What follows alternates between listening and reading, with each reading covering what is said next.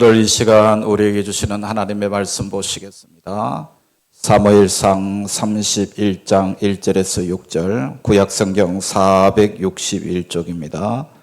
찰신자를 우리 같이 한 목소리로 합독하겠습니다. 블레셋 사람들이 이스라엘을 침해 이스라엘 사람들이 블레셋 사람들 앞에서 도망하여 길보아 산에서 엎드러져 죽으니라. 블레셋 사람들이 사울과 그의 아들들을 추격하여 사울의 아들 요나단과 아비나답과 말기수아를 죽이니라. 사울이 패전함에 활 쏘는 자가 따라잡으니 사울이 그 활 쏘는 자에게 중상을 입은지라. 그가 무기를 든 자에게 이르되 네 칼을 빼어 그것으로 나를 찌르라. 할례 받지 않은 자들이 와서 나를 찌르고 모욕할까 두려워하노라 하나 무기를 든 자가 심히 두려워하여 감히 행하지 아니하는지라. 이에 사울이 자기의 칼을 뽑아서 그 위에 엎드러지매 무기를 든 자가 사울이 죽음을 보고 자기도 자기 칼 위에 엎드러져 그와 함께 죽으니라. 사울과 그의 세 아들과 무기를 든 자와 그 모든 사람이 다 그날에 함께 죽었더라. 아멘. 할렐루야. 오늘 또 복된 성일에 예배 자리에 나온 우리 성도 여러분들에게 하나님의 큰 은혜가 함께하는 시간이 되시기를 축복합니다. 좌우 옆 사람 앞뒤 사람 인사 나누겠습니다. 사랑합니다. 축복합니다. 오늘 또 예배 자리에서 만나게 되어서 참으로 감사합니다. 오늘 또 예배자로 살게 된 것을 진심으로 감사합니다. 날씨가 많이 덥죠? 우리 예배당에도 에어컨을 최대한으로 좀 낮추고 했는데도 지금 예배당이 많이 뜨거운 것 같습니다. 이 강단은 여러분의 앉은 자리보다 훨씬 더 덥습니다. 그런데 하나님께서 또 선선한 성령의 바람을 불어주셔서 말씀의 은혜를 충만하게 주실 줄로 믿습니다.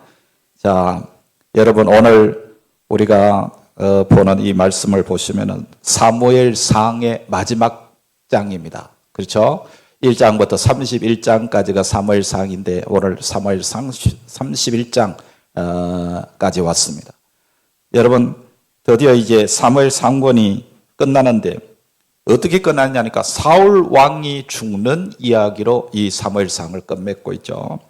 우리가 성경을 읽으면서 처음에는 굉장히 출발이 좋았는데 결말이 좋지 않는 사람이 있습니다. 대표적으로 이 사울 왕입니다. 하나님께로부터 성령의 기름 부으심을 받고 택함을 받았던 사람인데 마지막은 이렇게 끔찍한 죽음으로 끝나게 되죠. 그래서 사울은 비극의 주인공이라 그렇게 말할 수가 있습니다. 평범하게 죽은 게 아니고 자살했습니다. 그러니까 이 자살은 하나님의 권리를 침해하는 행위인데요. 생명의 권리는 하나님께 있기 때문에 이 자살은 결코 하나님 앞에 용서받기가 어렵습니다. 하나님의 기름 부음 받은 왕이 마지막이 너무 비참하지 않습니까? 그래서 저는 이 말씀을 보면서 이런 생각을 했습니다. 우리 성도들이 믿음으로 살 때에 사는 것도 잘 살아야지만 살고 잘 죽고 그걸 위해 가진 것도 없고 배운 것도 없고 건강하지도 못하고 내가 높은 어떤 명예를 얻은 것도 아니고 내 인생이 지금 살아가는 마지막을 향해서 달려가는데 마지막까지 잘 살게 해주세요. 그리고 또 마지막 마무리도 잘 하는, 잘 죽는 복을 주세요. 우리나라에도 그렇지 않습니까? 5복 중에 제일 마지막 복이 고종명이라고 합니다. 마지막 죽음을 끝을 잘 맺어야 된다 그런 얘기죠. 여러분 우리가 아는 대로 사울왕의 출발이 얼마나 아름다웠습니까? 잘 살도록 하나님이 축복하셨지만 끝이 좋지 않았다 하는 것을 우리가 보게 되죠. 그래서 여러분 사무엘상 9장 1절 2절의 말씀을 보시면은 사울의 그 끝과 시작이 어떻게 다른가를 우리가 분명히 볼 수가 있는 것입니다. 9장 1절 2절 한번 같이 읽어보겠습니다. 시작. 베냐민 지파의 기스라 이름한 유력한 사람이 있으니 그는 아비엘의 아들이요 스롤의 손자요 베고라스의 정손이요 아비아의 현손이며 베냐민 사람이더라. 기스에게 아들이 있으니 그의 이름은 사울이요 준수한 소년이라. 이스라엘 자손 중에 그보다 더 준수한 자가 없고 키는 모든 백성보다 어깨 위만큼 더 컸더라. 여러분 사울이 얼마나 훌륭하게 잘생겼습니까? 모든 이스라엘 사람 가운데 준수하고 용모가 출중한 사람이었다는 것을 성경에서 분명히 표현하고 있잖아요. 그리고 또 사무엘상 10장에 보면요, 하나님의 선택하신 자요 모든 백성 중에 짜갈 사람이 없을 만큼 뛰어난 사람이라는 표현도 있고요.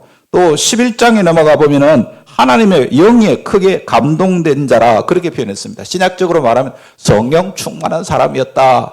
정말 믿음 좋은 사람이었다는 것을 볼 수 있죠. 백성들의 마음 가운데 하나님의 영이 역사해서 그 백성들이 사울 왕을 추종할 수밖에 없도록 분위기를 하나님이 그렇게 만들어 주십니다. 그러니까 굉장히 출발이 좋았던 사람입니다. 사울로 나가자 그러니까 두려워 떨던 사람들이 사울이 앞에서 깃발을 드니까 33만 명이 나도 사울로 가겠다고 사람들이 나섰다 이 말입니다. 그러니까 얼마나 이 사울 왕이 대단한 그런 인물입니까? 굉장한 백성들로부터 지원을 받았고 하나님께로부터 은혜를 받았던 그런 사람이 사울 왕이었습니다. 그렇게 훌륭했던 사울의 비극적인 종말을 여러분 잘 한번 보시기 바랍니다. 사울과 그 세 아들이 길보아산 전투에서 죽임을 당합니다. 이것은 사울의 죄에 대한 하나님의 심판입니다. 예. 사울의 죽을 때의 모습을 보면은 너무 비참하죠. 블레셋 사람들이 목을 잘라가 버렸어요. 그러고는 시체를 찢어서 사방으로 보내고 남은 시신을 벽에다 매달아 두었습니다. 그때 목숨 걸고 사울의 시신을 찾아와서 장사 지내주고 7일 동안 금식했던 사람이 길랏 야베스 사람들인데, 이 길랏 야베스 사람들이 사울에게 입었던 은혜를 잊지 못해서 이스라엘 병사들과 백성들이 다 도망가 버렸지만 그래도 장례라도 치러줘야 되지 않겠느냐고 목숨 걸고 시신을 찾아와서 금식하고 장례를 치렀던 이야기가 오늘 우리가 읽었던 그 본문 마지막 절까지 읽어보시면 그 내용을 우리가 볼 수 있죠. 그러니까 이스라엘 백성들이 가나안 땅에 들어가기 전에 모세의 마지막 설교를 보면 이런 말씀이 있어요. 너희 앞에 복과 저주, 생명과 죽음이 있다. 너희가 이제 결단하라. 무엇을 선택할 것인가? 너희들이 복을 선택할래? 저주를 선택할래? 너희들이 생명을 선택할래? 죽음을 선택할래? 너희들이 이 두 가지 선택길 앞에서 무엇을 선택할 것인가를 택하라고 하나님이 그렇게 말씀하셨죠. 그러니까 하나님께서 천군 천사를 동원해서 우리를 지원해 준다고 할지라도 그것을 받아들이느냐 거부하느냐는 나의 선택에 달려있는 거예요. 예수 믿을래? 예수 믿고 천국 갈래? 예수 포기하고 지옥 갈래? 그건 나에게 선택이 달려있는 것이에요. 여러분, 우리가 창세기를 보면 아담과 하와에게 하나님께서 선악을 알게 하는 생명나무를 선택할 거냐, 선악과를 선택할 거냐, 그 두 가지를 놓고 하나님께서 시험을 걸으셨는데 아담과 하와가 결국은 선악을 알게 하는 그 열매 먹지 말라고 하는 그걸 선택했던 거예요. 오늘도 여전히 우리는 아담과 하와처럼, 그리고 또한 이스라엘 백성들처럼 우리 앞에 생명과 저주가 놓여 있는데 여러분 무엇을 선택하느냐를 우리에게 묻고 계시는 것이죠. 짐승들은요, 길들여지고 훈련받음에 따라서 행동하기 때문에 선택 의지의 영역이 굉장히 작습니다. 그러나 사람은 그렇지 않습니다. 사람의 그 심령 속에 하나님께 있는 은사적인 기능을 주셨는데 그 기능이 뭐냐면은 자유의지와 양심이에요. 그러니까 우리 사람이 다른 짐승과는 달라요. 짐승은 너 이것 해 저것 해 하고 자꾸 명령하고 때리고 이렇게 해가지고 훈련받아서 하는 거지만 사람에게는 하나님이 자유의지를 주셨다는 것이죠. 그래서 우리가 하나님을 사모하고 진리의 길을 결정하면 그때부터 하나님께서는 모든 자원을 다 동원해서 우리를 지원해 주시는 것입니다. 그러니까 하나님의 소원이 뭐냐면 우리가 잘 사는 것이 하나님의 소원이에요. 그런데 우리는 자꾸 엉뚱한 것을 선택해요. 생명을 선택하는 것이 아니라 저주를 선택하고 삶을 선택하는 것이 아니라 죽음을 선택하더라는 그런 이야기죠. 자, 그래서 로마서 8장 28절 말씀 한번 같이 읽어보겠습니다. 우리가 알거니와 하나님을 사랑하는 자 곧 그 뜻대로 부르심을 입은 자들에게는 모든 것이 합력하여 선을 이루느니라. 그 첫 단어가 뭐예요? 우리가 알거니와 그랬습니다. 우리도 압니다. 우리를 알게 하셨습니다. 그게 뭐냐면 하나님의 놀라운 은혜의 방편입니다. 하나님만 알고 계시는 것이 아니라 우리도 알게끔 해 주셨다 그런 이야기죠. 그래서 우리가 하나님을 믿기로 하고 진리를 선택하게 되면 그때부터 하나님의 자녀됨의 복이 우리에게 있다는 것을 우리도 안다는 겁니다. 알게 하셨다는 것입니다. 그런데 우리는 조금 귀찮다는 이유로, 조금 불편하다는 이유로 그저 내 마음에 끌리는 대로 하나님의 말씀이 아닌 우리의 마음을 따라서 또 우리의 형편을 따라서 그렇게 잘못된 것을 선택하게 되는 것이죠. 여러분, 사울은 이 하나님의 축복의 길을 저버렸습니다. 그는 하나님 중심이 아니라 자기 중심 인본주의적인 삶을 살았던 사람이에요. 예. 그러니까 하나님이 다윗을 사용하신 것은 그가 선하고 아름다웠기 때문이 아니에요. 하나님 중심의 삶을 살았기 때문에 하나님이 그를 보장하시고 축복해 주신 것입니다.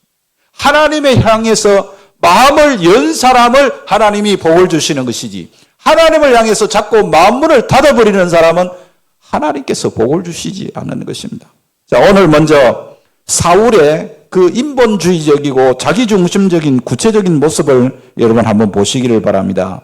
신학에서는 상황윤리라는 그런 단어가 있습니다. 어떤 원칙이나 기준이 없이 상황에 따라서 행동하는 것을 상황윤리라고 말하는데요. 틀렸지만 상황에 따라서 옳을 수도 있다. 그런 말이 있어요. 그러니까 분명히 틀린 건데 지금 상황에서는 옳은 것이 되어버리는 것이죠. 그래서 우리 쓰는 말 중에 하얀 거짓말이라 있습니다. 하얀 거짓말. 그러니까 거짓말을 합법화시키고 합리화시키는 그런 말이 하얀 거짓말이라고 그러지 않습니까? 여러분, 사무엘상 13장에 보면요, 제사장이 드려야 할 그 제사를 사울 왕이 자기가 그 제사 드릴 자격이 없는데도 하나님 앞에 제사를 드립니다.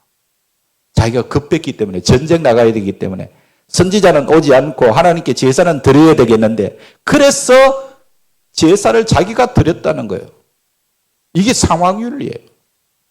이걸 하나님이 얼마나 싫어하시는지 모릅니다. 사무엘상 15장에 보면 하나님이 죽이라고 하는 아말렉을 죽이지 않고 그 아말렉을 살려뒀어요. 그래서 나중에 사무엘 선지자가 묻습니다. 왕이시여 왜 그랬습니까? 묻습니다. 그랬더니만 이거 아까운 거 다 죽이고 나면 백성들이 뭐라고 잔소리할 것 같아서 그거 살려뒀다는 거예요. 백성들 핑계를 대는 것이죠. 처음에 13장에서는 누구 핑계 댔습니까? 선지자가 일찍 오지 않아서 선지자 핑계 대고, 그리고 또 아말렉을 살려둔 것은 백성들이 혹시 잔소리할까 봐 그래서 살려뒀다고 백성들 핑계를 대죠.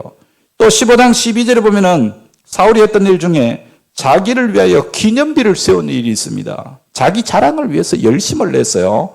하나님의 영광, 하나님의 통치를 드러내라고 왕으로 세웠는데 사울의 관심은 하나님의 영광이 아니고 오로지 자기 이름을 드러내는 일에 급급했다 이 말이에요. 이게 하나님 보실 때에 얼마나 안타까운 일인지 모릅니다. 그래서 사울은 하나님의 말씀을 중심으로 산 것이 아니라 자기 감정에 이끌려 산 사람입니다.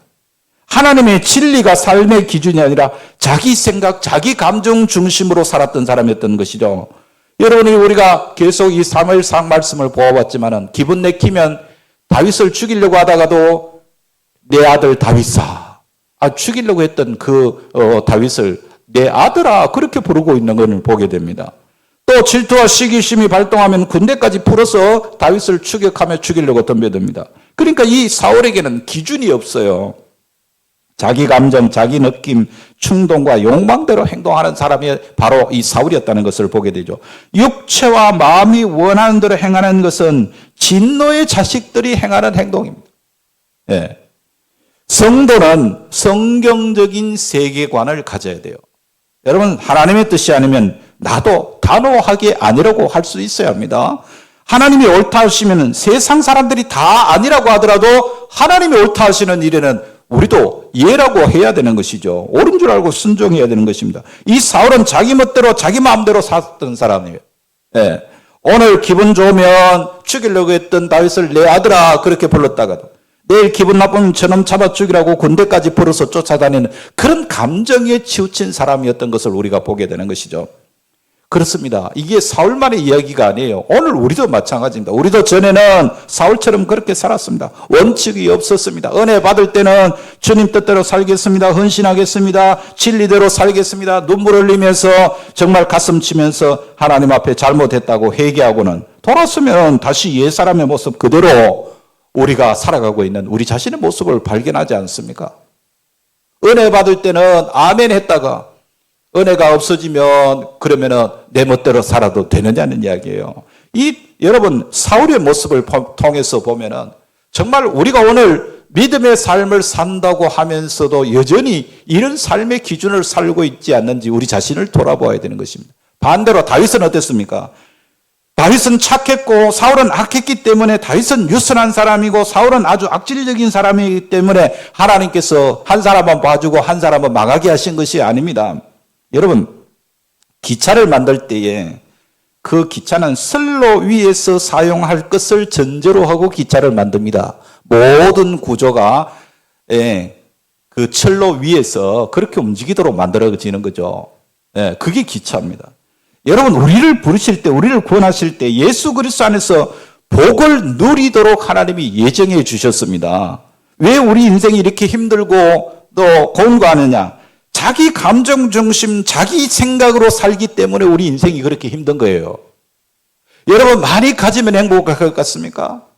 많은 높은 자리에 올라가면은 많은 것을 소유하면 여러분이 행복할 것으로 착각하는데 결국 그렇지 않습니다. 우리가 가진 것이 없어도 건강하지 못해도 우리를 만드신 하나님의 원리 의도대로 창조의 원형이 우리에게 회복되어지면 우리는 행복할 수 있습니다. 왜냐하면 하나님께서 그렇게 만드셨기 때문입니다. 가진 것이 많다고 여러분 행복한 것이 아니라는 것이죠. 그러니까 여러분 기차가 선로를 이탈해서 아스팔트 위에 달린다고 상상을 해보십시오.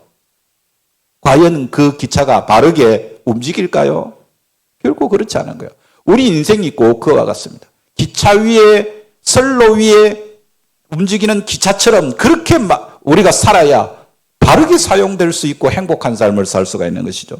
오늘 우리가 읽은 본문에는 사울이 얼마나 비참하게 패배했던지 이스라엘 모든 군대가 다 패배하고 심지어 요나단을 포함해서 여러분 세 아들이 함께 죽었죠. 사울은 자기 무기를 든 자에게 내가 할례받지 못한 이방인들에게 죽는 것보다는 차라리 네가 나를 좀 죽여다오. 그러니까 그 밑에 있는 부하 무기들을 든 부하가 뭐라 그럽니까? 제가 어떻게 함부로 왕을 죽일 수가 있습니까? 그러니까 사울이 어떻게 했어요? 자기 칼을 거꾸로 세워놓고 거기에 엎어져 죽었어요. 무기를 든 자도 왕이 그렇게 죽는 걸 보니까 자기도 그렇게 죽었어요. 하나님을 떠난 사람의 마지막의 모습입니다. 이 사울의 자살 사건은요, 하나님께 대한 불순종으로 마무리 짓는 최후의 비극적인 사건이요, 최후의 불순종입니다. 사울이 블레셋과의 전쟁에서 패해서 극도의 어려움에 빠졌을 때 이런 생각을 해봅니다. 왜 하나님의 도움을 청하지 않았을까? 하나님 제발 지금 이 전쟁에서 우리가 죽게 됐습니다. 살려주세요. 하나님 도와주세요 하고 왜 기도하지 않았을까? 하나님께 마음을 열지 않았기 때문이에요. 마음을 닫고 있으니까 그런 기도가 나오지 않는 거죠. 그리고 아울러 사울이 택한 이 자살이라는 죽음의 방법에 대해서도 비난할 수밖에 없습니다. 성경은요, 자살을 결코 합당한 죽음의 방법으로 인정하지 않습니다. 성경은 자살에 대해서 이유를 불문하고 자살 그 자체가 범죄 행위라는 것을 못 받고 있는 겁니다. 모든 생명이 하나님의 소유이기 때문입니다. 이 생명은 내 것이 아니고 하나님의 것이에요. 내가 지금 이렇게 살아있는 것처럼 보여서 내 생명이 내 마음대로 할 수 있는 것처럼 착각하고 살아가는데 여러분 생명은 하나님의 것이에요. 하나님께서 생명 자체를 얼마나 존귀하게 여기시는지 모릅니다. 그래서 내가 다른 사람을 죽이는 행위를 뭐라 그럽니까? 살인이라고 그럽니다. 사람을 죽였다는 말이에요. 이 살인의 행위가 여러분 하나님 앞에서나 또 세상적인 법으로나 얼마나 끔찍한 죄로 여깁니까? 죄 중에서도 가장 악랄한 죄가 살인입니다. 그런데 다른 사람을 죽이는 행위를 살인이라고 한다면 내가 내 자신을 죽이는 행위, 즉 자살을 나를 죽이는 행위이기 때문에 그것도 살인의 행위예요. 내가 나를 죽이기 때문에. 그것도 하나님 앞에 범죄입니다. 그래서 오늘 본문에서 사울은 자기 자신을 죽이는 살인 행위를 한 거죠. 사울은 바로 이러한 고귀한 하나님의 형상인 자기 자신을 죽인 죄를 저질렀다 이 말입니다. 혹시 성도 여러분들도 너무나 인생 살기가 괴롭고 어려워서 자살의 충동을 느껴본 적이 있습니까? 없다 그러는 사람은 거짓말할 거예요. 다 그런 감정을요 느껴봤습니다. 아이고 이렇게 힘들게 사는 차라리 죽었으면 좋겠다. 그런 감정 느껴보셨죠? 안 그런 척 하지 마세요. 저도 그래 봤으니까. 다 그 감정이 있어요. 네. 하나님의 자녀된 그리스도인들조차도 이 자살의 충동, 자살하려고 하는 그 사단의 속삭임이 우리 귀에 들릴 때가 있습니다. 야, 이렇게 사는 것보다 차라리 죽는 게 훨씬 편하겠다. 맞지? 그런 속삭임이 들려와요. 그러나 자살이란 하나님의 형상을 파괴하는 그런 극악한 죄악이요. 최후의 순간까지 우리를 도우시는 하나님의 능력과 자비를 신뢰하지 않는 불신 행위가 되는 거예요. 그러니까 이게 얼마나 무서운 죄입니까? 그리스도의 고귀한 피로 값주고 사신 바 되어서 하나님의 소유가 된 우리 그리스도인들이 어찌 잠깐 고통을 이기지 못해서 이런 죄악과 불신에 빠질 수가 있겠느냐 이 말입니다. 예. 그러므로 어려운 가운데 처해서 그 고통을 이기기 힘들 때마다 하나님께서 우리와 함께 하신다는 사실을 기억하시기 바랍니다. 하나님께서 우리에게 말씀하셨습니다. 세상 끝날까지. 언제까지? 끝날까지 내가 너희와 함께 있으리라. 아멘. 주님께서 그렇게 약속하셨는데 그걸 붙들어야죠. 아, 하나님께서 내가 이렇게 어렵고 힘든 상황 속에서도 하나님이 세상 끝날까지 나와 함께 하신다고 약속하셨으니 내가 실망하거나 좌절할 수 없다. 그 믿음의 삶을 살아가야 되는 것이죠. 그렇게 하나님을 바라보고 하나님을 향하여 마음을 연 자들에게는 그 고통은 맥을 추지 못할 줄로 믿습니다. 그 마음 열고 하나님께 눈을 고정하는 성도에게 자살을 속삭이는 사단의 유혹은 더 이상 힘을 발휘하지 못할 줄로 믿습니다. 이 믿음으로 살아가라 이 말입니다. 자, 여러분 여기에서 시편 42편 5절 말씀 같이 한번 읽어보겠습니다. 내 영혼아 네가 어찌하여 낙심하며 어찌하여 네 속에서 불안해하는가. 너는 하나님께 소망을 두라. 그가 나타나 도우심으로 말미암아 내가 여전히 찬송하리로다. 아멘. 사울이 하나님을 의지하고 믿음으로 전쟁했을 때는 적군을 이길 수 있었습니다. 아무리 무서운 원수라도 감히 우리의 힘으로 대항할 수 없는 그런 대적이 우리 앞에 있다고 할지라도 하나님이 힘을 주시고 하나님이 함께 해주시면은 승리할 수 있었습니다. 아멘. 그게 사울의 삶 아니었습니까? 그런데 믿음을 잃어버리고 인생을 자기 멋대로 살다가 패망의 길을 걸었을 때는 결국 망할 수밖에 없는 것이죠. 하나님의 영광이 떠나고 사랑스러웠던 충신들마저 다 잃어버리고 자식들마저 죽는 이 비참한 사울의 마지막 장면을 여러분 잘 보셔야 됩니다. 그래서 신약성경 고린도전서 10장 11절에 이렇게 말했습니다. 그들에게 일어난 이런 일은 본보기가 되고 뭐가 된다고요? 본보기, 우리에게 본보기를 지금 보여주시는 거예요. 또한 말세를 만난 우리를 깨우치기 위하여 기록되었느니라. 하나님의 말씀이 우리에게 본보기가 되고 깨우치기 위해서 주시는 말씀이에요. 사울의 마지막을 우리가 그저 한 사람이 왕으로 살다가 이렇게 끔찍하게 전쟁에서 죽었구나 하는 것으로 우리에게 끝나는 그런 동화처럼 들려지는 이야기가 아니라 우리의 삶의 본보기가 되게 하시는 것입니다. 왜 이런 비참한 결과가 왔습니까? 사울은 싸워야 할 대상을 잘 몰랐기 때문에 지금 블레셋과 싸우고 아말렉과 싸워야 되는데 이 아말렉은 살려주고 자기 충성스러운 신하 다윗은 죽이려고 쫓아다녔던 어리석은 사울의 삶을 우리가 보아야 됩니다. 자기의 권력, 자기의 능력, 재력을 가지고 엉뚱한 짓을 한 거예요.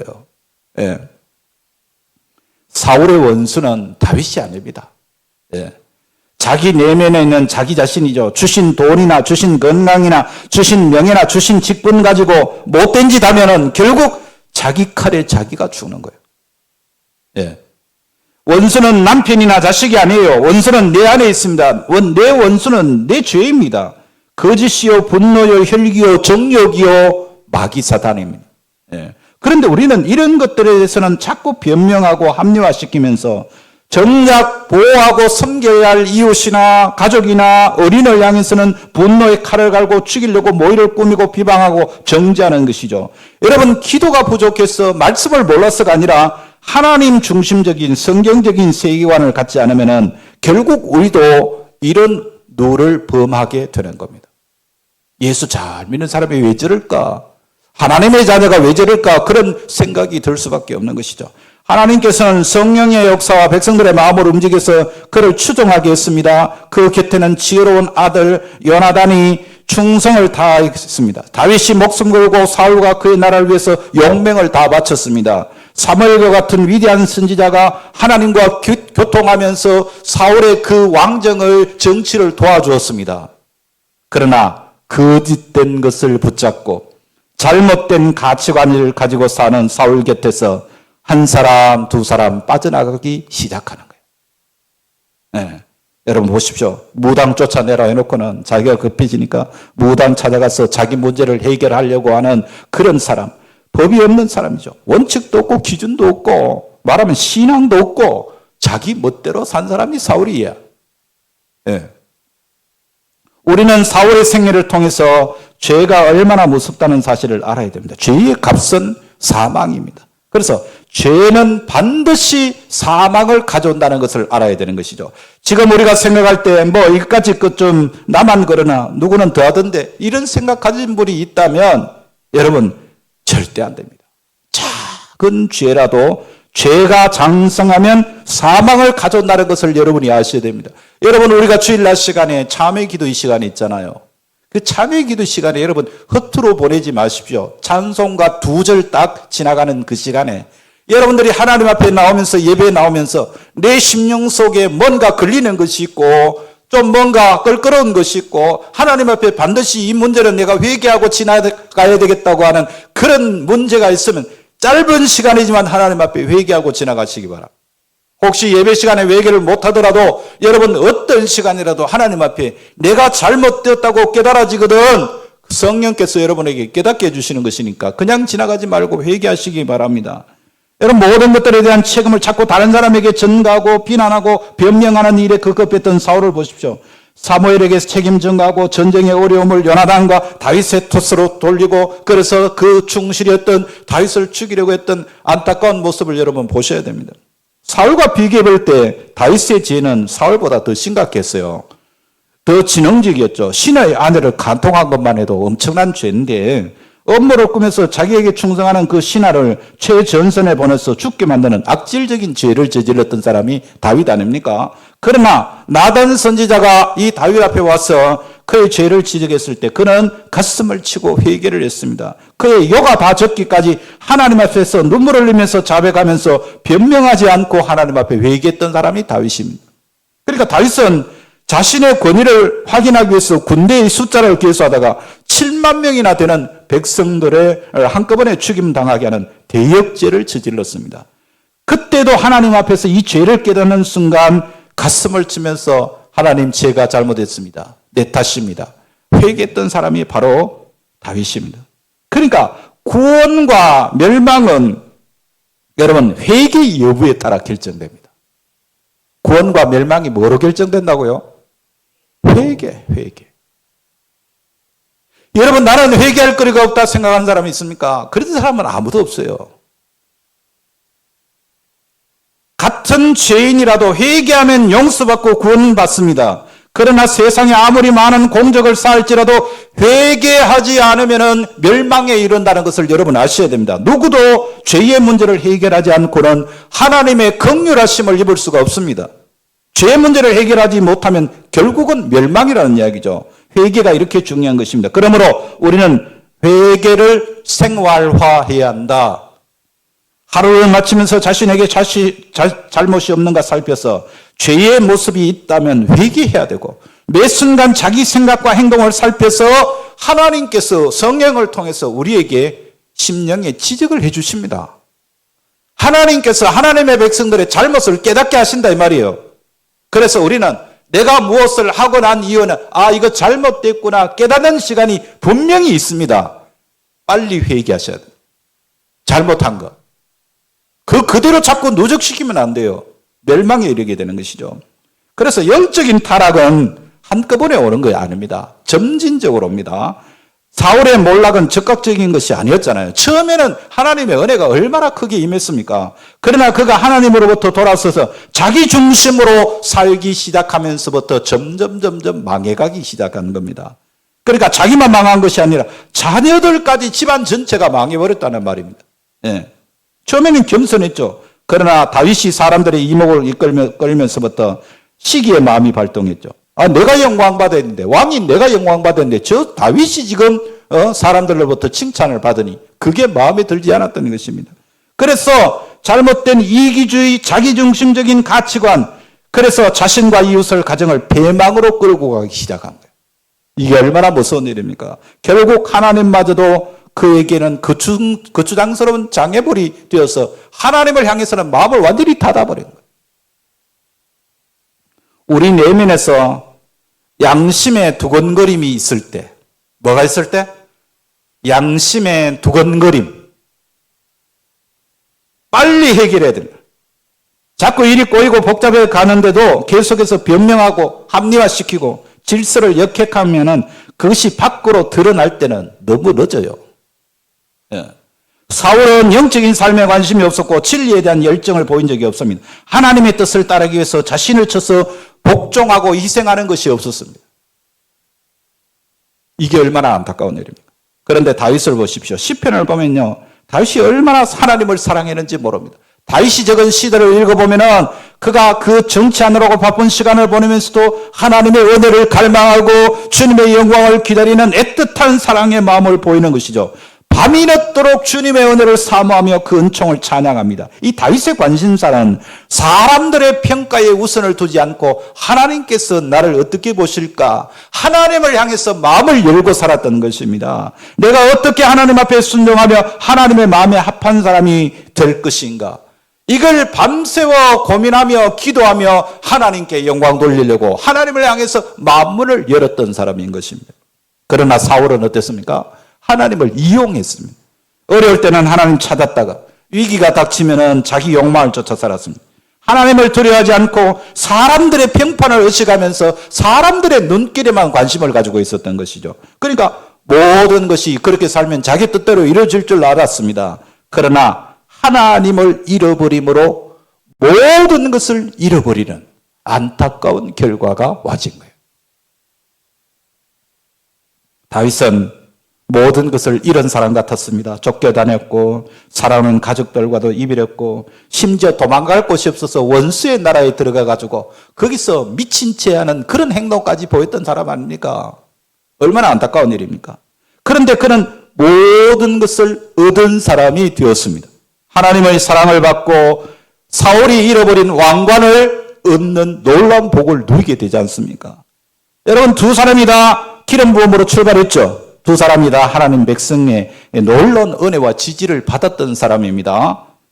네, 다 하나님의 은혜 속에서 출발했습니다. 그러나 한 사람은 하나님을 향해서 마음을 열었고 한 사람은 자기 이기적인 욕망을 위해서 하나님을 향해 마음문을 닫아버렸습니다.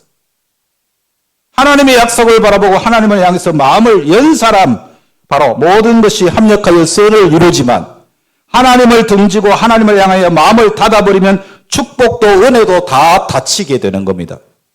하나님을 선택한 자와 하나님을 버린 자의 길, 열린 사람과 닫힌 사람의 끝이 어떻게 다른지 오늘 이 말씀을 통해서 여러분들이 심각하게 깨달으시기를 축복합니다. 우리는 하나님께 마음을 열어야 합니다.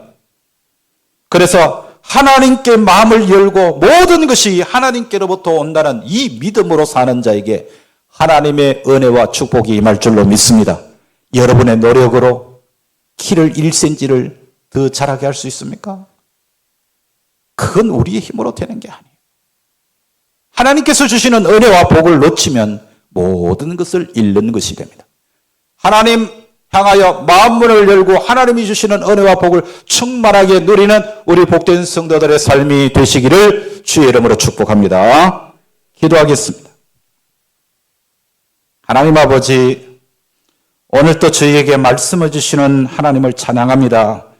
사울과 같이 어리석은 길로 접어들지 않도록 저희를 지켜 주옵소서.